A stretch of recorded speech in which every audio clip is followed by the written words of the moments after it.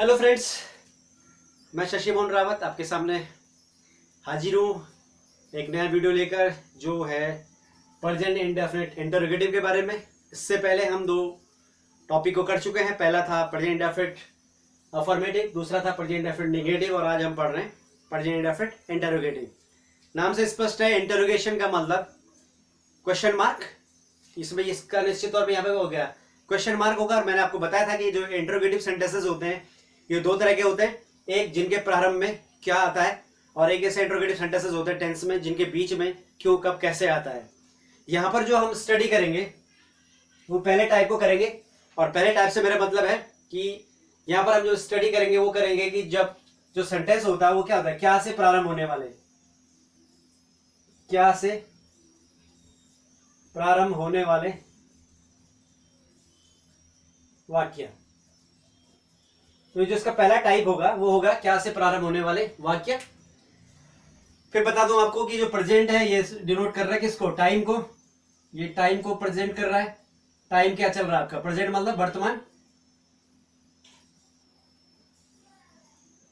Indefinite denote कर रहा है आपका किसको, वर्क को, मतलब वर्क को, मतलब वर्ब को।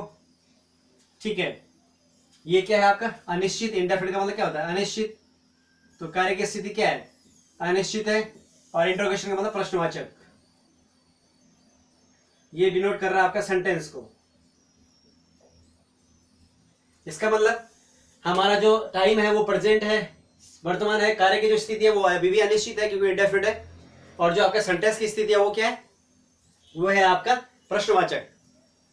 तो टेंस सेम चल रहा है, समय वर्तमान है, कार्य की स्थिति अनिश्चित है, लेकिन जो सेंटेंस का प्रकार वो बदल गया, वो है आपका इंटरोगेटिव। इंटरोगेटिव का मैंने आपका अपने जो प्रीवियस वीडियोस में बताया था कि जो सूत्र होता है जब भी किसी वाक्य के प्रारंभ में क्या आता है, टेंस में बात कर रहा हूं, जब भी किसी वाक्य के प्रारंभ में टेंस में क्या आएगा उसके लिए जो हम फॉर्मूला यूज करते हैं वो करते हैं सबसे पहले हम हेल्पिंग वर्ब को इंट्रोड्यूस करते हैं, फिर सब्जेक्ट को, फिर वर्ब को, फिर ऑब्जेक्ट को। तो क्या से प्रारंभ होने वाले इंटरोगेटिव सेंटेंसेस में हम क्या करते हैं, सबसे पहले हेल्पिंग वर्ब को इंट्रोड्यूस करते हैं उस टेंस की जिसको हम पढ़ रहे हैं। जैसे हम टेंस कौन सा पढ़ रहे हैं, अभी हम पढ़ रहे हैं प्रेजेंट इंडेफिनिट। और आपको पता है कि प्रेजेंट इंडेफिनिट की हेल्पिंग वर्ब क्या होती है, डू और डज। इसकी जो हेल्पिंग वर्ब है वो है डू ऑब्लिक डज। ये आपको भली भांति पता है कि जो डू का हम प्रयोग करते हैं वो करते हैं सिंगुलर नंबर में, सॉरी प्लूरल नंबर में, और जो डज का प्रयोग करते हैं वो करते हैं हम सिंगुलर नंबर में। तो अगर हमारा सब्जेक्ट हमारा जो करता है वो क्या होगा, अगर प्लूरल नंबर मतलब आई, वी, यू और दे हो, अगर हमारा कर्ता सब्जेक्ट आई, वी, यू, दे या मोर देन वन पर्सन हो, ठीक है, तो वहां पर हम किसका प्रयोग करेंगे, एज ए हेल्पिंग वर्ब प्रयोग करेंगे डू का। और अगर हमारा सब्जेक्ट सिंगुलर नंबर हो मतलब ही हो, शी हो, इट हो या कोई एक व्यक्ति हो, ठीक है, तो वहां पर हम किसका प्रयोग करेंगे, as a helping verb does का। ये हमने पहले भी देखा है और अभी भी आपको बता रहा हूं। इसका मतलब जो यहाँ पर फॉर्मूला यूज होगा do oblique does plus subject. मैंने बताया था कि इंडेफिनिट में हमेशा वर्ब की फर्स्ट फॉर्म आती है अफर्मेटिव को छोड़ करके। तो यहां पर वर्ब की कौन सी फॉर्म आएगी, फर्स्ट प्लस ऑब्जेक्ट। तो इसका ये फॉर्मूला निकल गया कि सबसे पहले हम क्या लिखेंगे, हेल्पिंग वर्ब लिखेंगे किसकी, उस टेंस की जिसको हम पढ़ रहे हैं। हम कौन सा टेंस पढ़ रहे हैं, प्रेजेंट इंडेफिनिट, उसकी हेल्पिंग वर्ब क्या है, डू ऑब्लिक डज। इसलिए ये सबसे पहले इंट्रोड्यूस किया जाएगा कब, जब वाक्य प्रारंभ किससे होगा, क्या से। जैसे क्या राम स्कूल जाता है, क्या सीता गाना गाती, क्या मोहन खाना खाता है, क्या वे किताब पढ़ते हैं। तो जितने भी ये सेंटेंस होंगे इंट्रोगेटिव इंडेफिनिट के, उन सब में सबसे पहले क्या इंट्रोड्यूस होगा, हेल्पिंग वर्ब। सभी इंट्रोगेटिव जो सेंटेंस होते हैं उनमें सबसे पहले क्या आता है, हेल्पिंग वर्ब। कब, जब वाक्य का प्रारंभ किससे हो रहा हो, क्या से। ये जो डू है ये आपको पता है ये किसके साथ में आएगा, ये आएगा आपका प्लूरल नंबर के साथ में, और डज का प्रयोग करेंगे आप सिंगुलर नंबर के साथ में, ठीक है। और अगर आप थोड़ा इसको अपने रिफ्रेश करने के लिए ढंग से लिखना चाह रहे हो तो ऐसे भी लिख सकते हैं कि ये आपका हो गया, और जो डू है ये आपका प्लूरल के लिए हो गया, डज हो गया आपका सिंगुलर के लिए। अब आते हैं वाक्य पे। तो अगर हम इसके लिए कोई वाक्य बनाएंगे तो कैसे बनाएंगे, तो पहले एक किसी अफर्मेटिव सेंटेंस को देख लेते हैं ताकि आपका प्रीवियस भी रिफ्रेश होता रहे। जैसे वो खाना खाता है, ये अफर्मेटिव सेंटेंस है, ये अब तो मैं रेफरेंस करा रहा हूं आपको थोड़ा सा। वो खाना खाता है क्या जगह, ही खाने को क्या बोलते हैं? ईट, क्योंकि ये क्या है? एक वचन है, एक वचन के वर्ब पे क्या लगता है? एस और एस, क्योंकि अंतिम अक्षर क्या है? टी, इसलिए क्या लगेगा? एस। अगर C H S H O X और एस एस होता तो क्या लगता? E S. ही ईट्स, क्या खाता है? खाना, द फूड। द क्या है? Article. He eats the food. अगर हम इसी का नेगेटिव बनाते तो क्या बनता? वह खाना नहीं खाता है। इसको भी हम पढ़ चुके हैं नेगेटिव सेंटेंसेस में। तो यहां पर क्या आता है? ही, वो की अंग्रेजी ही, उसके बाद क्या आता है? Helping verb. Helping verb do और डज होती है, क्योंकि ही क्या है? एक बच्चन है, इसलिए क्या आएगा? डज। उसके बाद क्या आता है? हेल्पिंग वर्ब के बाद क्या आता है? नॉट। वर्ब की कौन सी फॉर्म आती है? First. Eat the food. He does not eat the food. देखिए यहाँ पे ईट्स था, यहाँ पे ईट हो गया, क्योंकि ये जो एस और एस कहां हो गया? शिफ्ट हो गया, वो डू पे शिफ्ट हो गया, वो डज बन गया है, इसलिए एक वचन में डज का प्रयोग करते हैं। और यहाँ पे क्या रहेगी? वर्ब की फर्स्ट फॉर्म ही रह जाएगी। तो he does not eat the food. इससे आपको ये पता चल रहा होगा कि एस और एस का प्रयोग केवल हम प्रेजेंट इंडेफिनिट के अफर्मेटिव सेंटेंसेस में ही करते हैं, उसके बाद कहीं नहीं करते, पूरे इंडेफिनिट में कहीं पे भी नहीं, केवल अफर्मेटिव सेंटेंस में। निगेटिव में लगाता फिर फर्स्ट फॉर्म हो जाती है। तो he does not eat the food. अब आ रहे हैं हम इंटरोगेटिव पे। इंटरोगेटिव कौन से? क्या से प्रारंभ होने वाले वाक्य है, मतलब जब किसी वाक्य के प्रारंभ में क्या आता है? क्या आता है? ये दो तरह से बता रहा हूं, फिर दो तरह के होते हैं।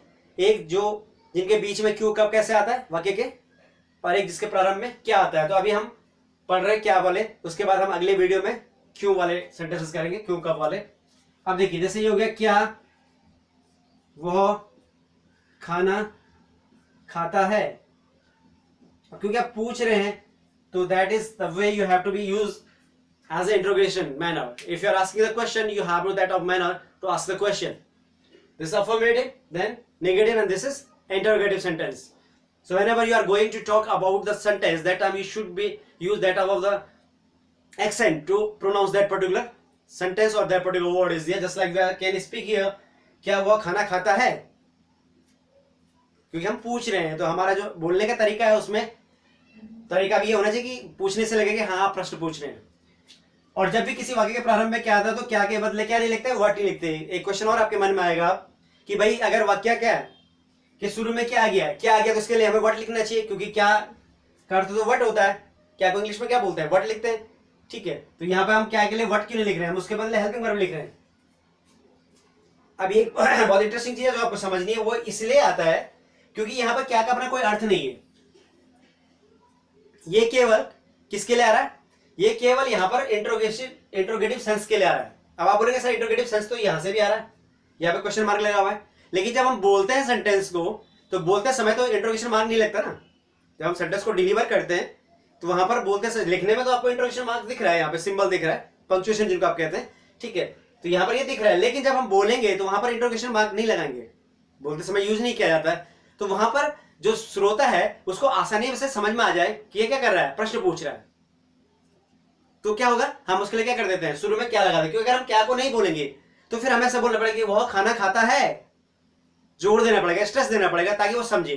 और हम हर आदमी इस तरह से बात नहीं करता कि वो बहुत बिल्कुल फॉर्मली ग्रामेटिकली सेंटेंस को प्रोनाउंस करे, क्योंकि हम जनरली जो कैजुअल हमारी टॉक होती है या कैजुअल मीटिंग होती है, जब हम कैजुअल बातचीत करते हैं आपस में एक दूसरे से साधारण तरीके से, तो हमारा बहुत ज्यादा हम बिल्कुल स्ट्रेस देके या ग्रामेटिकली या ग्रामर के रूल को फॉलो करते हुए नहीं बोलते हैं। इसलिए चीजों को आसान करने के लिए, ताकि जब हम कम्युनिकेशन करें तो वो बहुत इजी और आसान हो, और वो आदमी भी कर पाए जो पढ़ा लिखा नहीं है, जो ग्रामर के रूल को नहीं जानता है। इसलिए क्या किया गया कि इसके आगे इंट्रोड्यूस किया गया, ताकि जब हम किसी से बोले तो अगर हम वहां पर सीधा ही बोलते क्या हुआ खाना खाता है, अफर्मेटिव तरीके से भी बोल दे, तो जो सुन रहा है वो समझ जाए कि ये क्वेश्चन पूछ रहा है। अदरवाइज हमें क्या करना पड़ेगा, अगर हम इस क्या को नहीं बोलेंगे, तो बोलेंगे वो खाना खाता है, ये क्या वो खाना खाता है पे स्ट्रेस मारना पड़ेगा।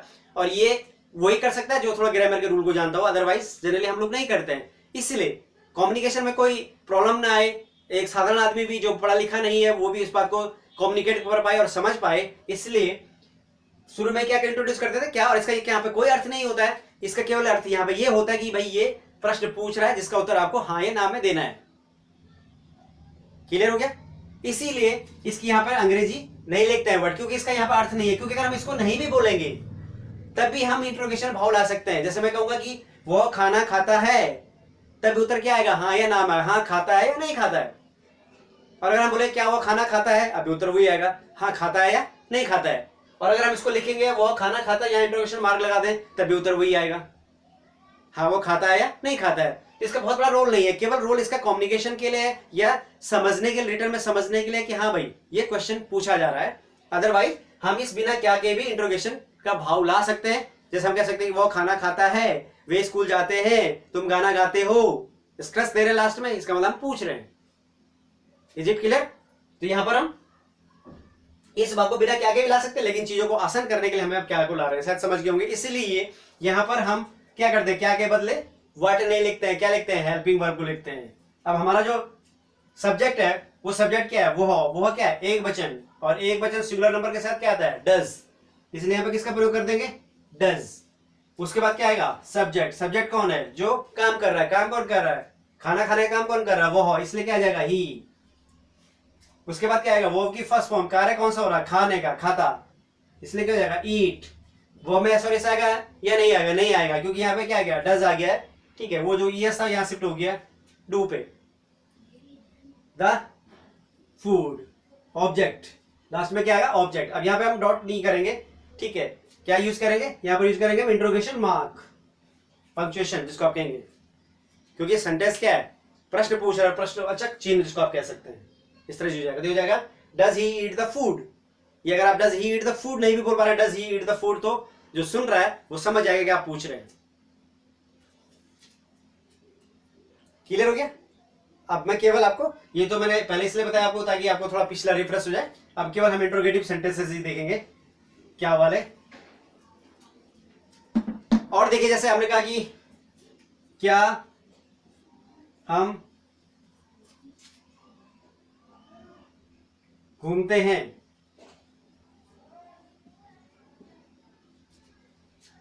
क्या हम घूमते हैं, तो सूत्र क्या, सबसे पहले क्या आ रहा है, डू डज आएगा, तो क्या के बदले क्या आएगा, डू डज में से एक आएगा, ठीक है। डिपेंड करता है किस पे, सब्जेक्ट पे। सब्जेक्ट कौन है, हम एक वचन है, बहुवचन है, बहुवचन है, बहुवचन है, तो बहुवचन प्लूरल नंबर के साथ क्या आएगा, डू, आ गया डू।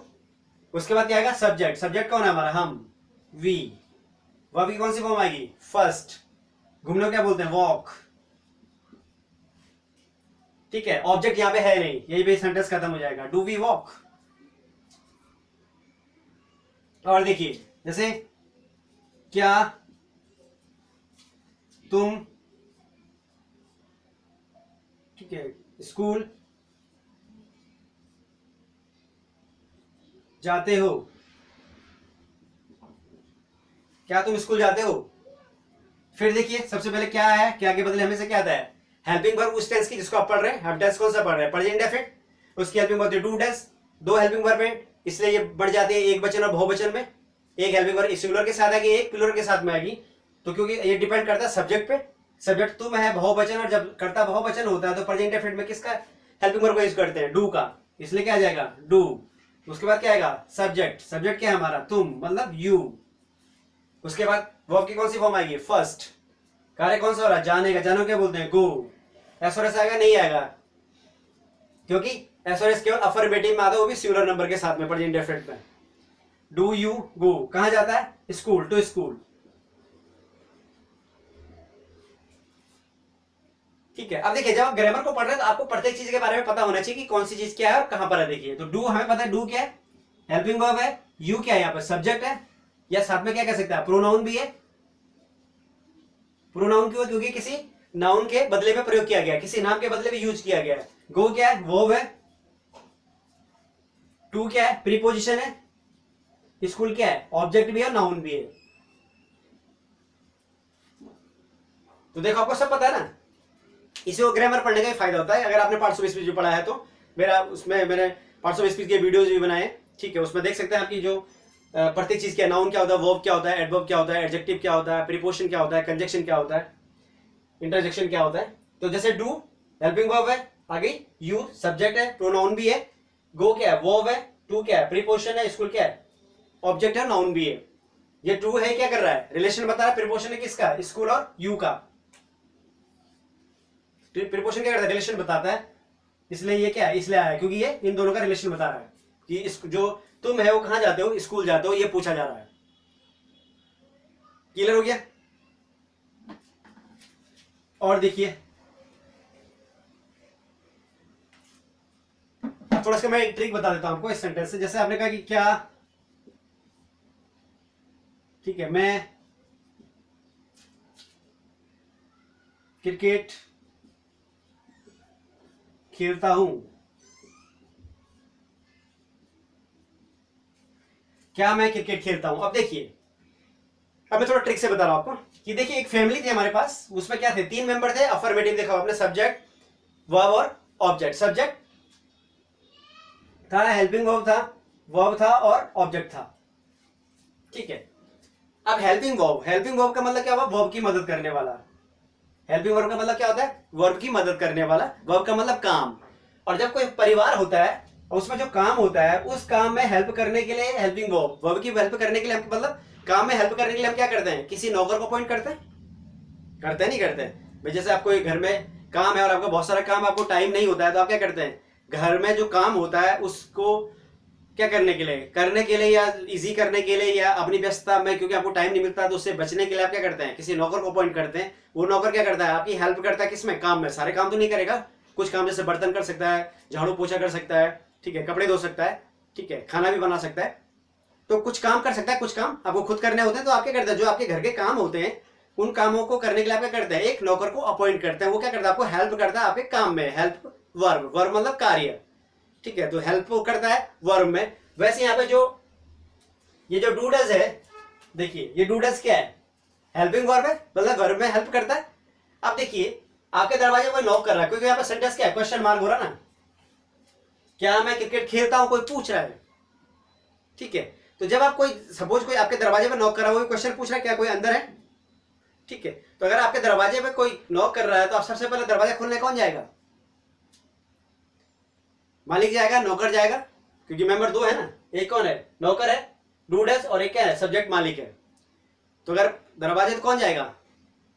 वेरी ऑब्वियस है, नौकर जाएगा। तो दरवाजे पे नौकर गया क्या पूछने के लिए? दरवाजा खोलने के लिए। दरवाजे पे जो आदमी आया था उसने कहा भाई मैं आपसे बात नहीं करूंगा, क्योंकि कई बार हम क्या करते हैं? उससे बात नहीं करते, तो फिर कौन जाएगा? मालिक, सब्जेक्ट आएगा, करता उस घर का। उसके बाद क्या करेगा? वो क्या पूछेगा? भाई काम क्या है, आप किस काम से आए हो? और जो आया है बंदा वो क्या करेगा? अपना ऑब्जेक्ट, उद्देश्य बताएगा, भाई मैं इस काम से आया हूं। ठीक समझ गए कि अगर किसी दरवाजे पे नॉक होती है, दरवाजे पे कोई नॉक करता आपके, तो सबसे पहले आप कौन जाएगा दरवाजा खोलने के लिए? नौकर जाएगा।